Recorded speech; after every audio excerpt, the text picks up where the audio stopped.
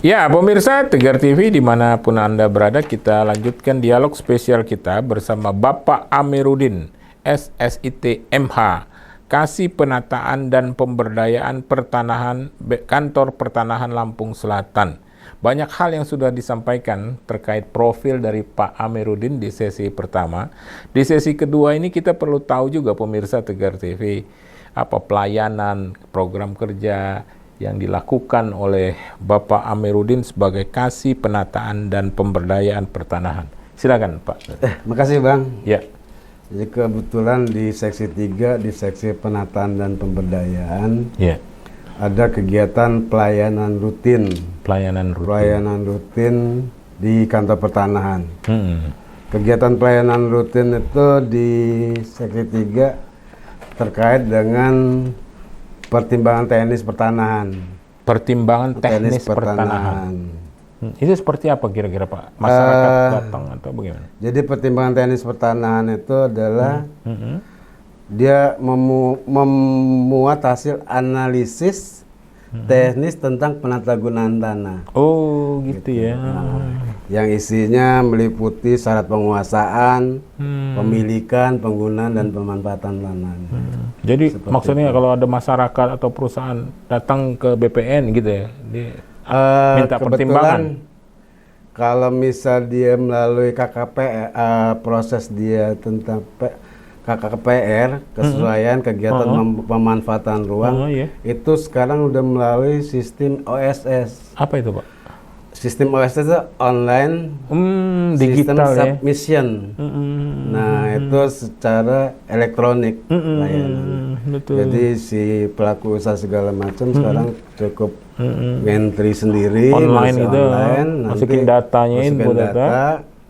Nanti kita ada notifnya. Oh, ke itu BPN. Pertimbangan teknisnya tadi. Iya, untuk kegiatan KKPR tadi yang mengganti kegiatan izin lokasi. Oke. Selanjutnya Pak Amiruddin.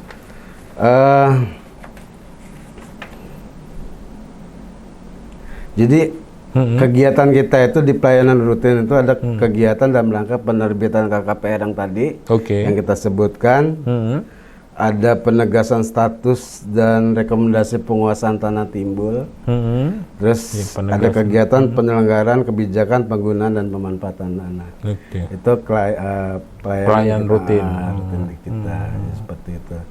Jadi intinya kalau dia sifatnya tadi lewat sistem elektronik OSS, jadi si pelaku usaha cukup dia secara OSS itu melengkapi kelengkapan berkasnya ke kantor, semuanya langsung nemui loket. Nanti di situ ada tahap-tahapannya Bang.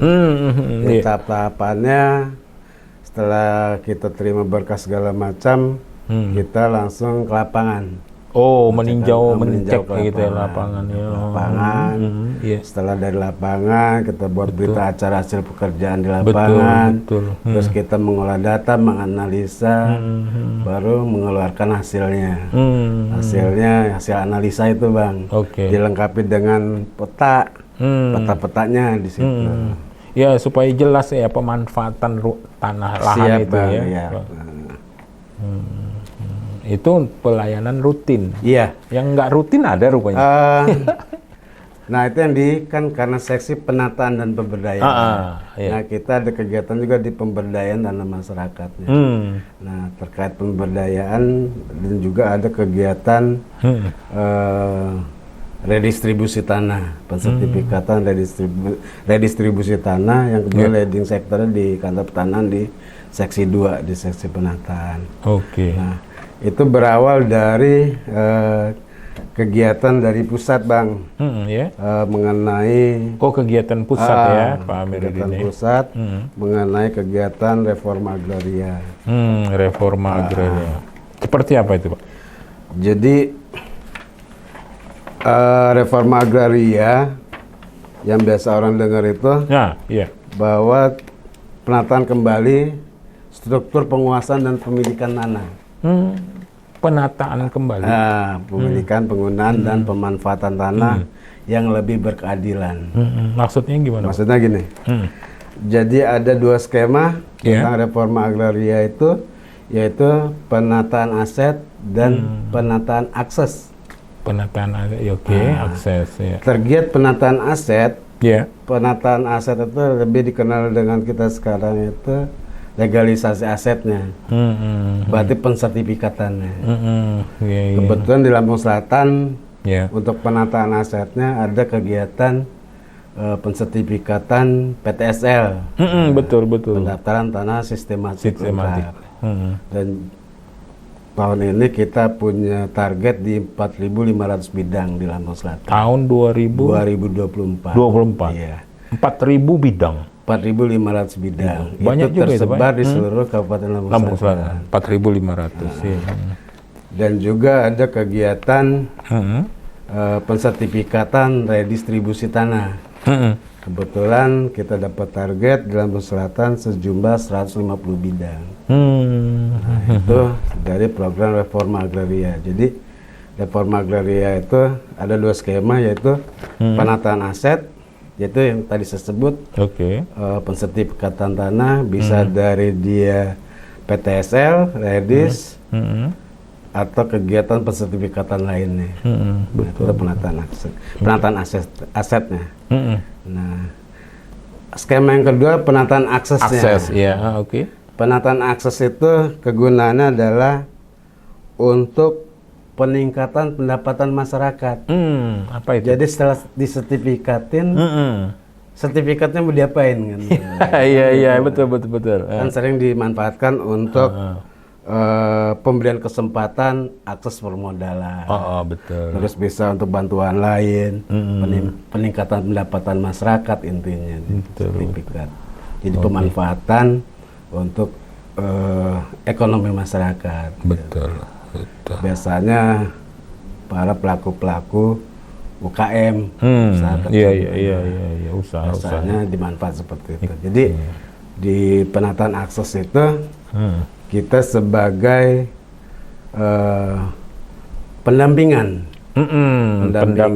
selaku pelaku usaha, kita pendampingan, kita panggil OPD yang terkait. Nah, misalnya OPD ini misalnya bisa memberikan sosialisasi misalnya untuk misalnya kalau pelaku UKM misalnya tentang packaging. Betul. Packagingnya, pengolahan hasil produksi seperti apa, misalnya atau marketingnya. Digitalnya. Betul. Kebetulan di BPN kita kerjasama ada di Ladara untuk penjualan online tuh ada. Ada. Terus juga mungkin OPD misalnya dinas yang terkait misalnya dari pertanian, misalnya bisa beri pupuk segala macam. Jadi pendampingan kita di BPN sifatnya pendampingan. Menarik itu Pak.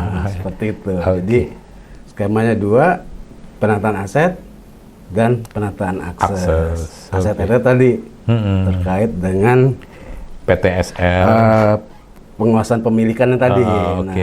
Hasil produk sertifikat PTSL, Redis, dan kegiatan sertifikatan lainnya.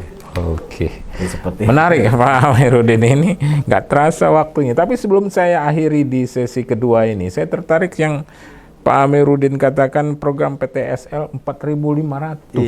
Targetnya tahun 2024 ini.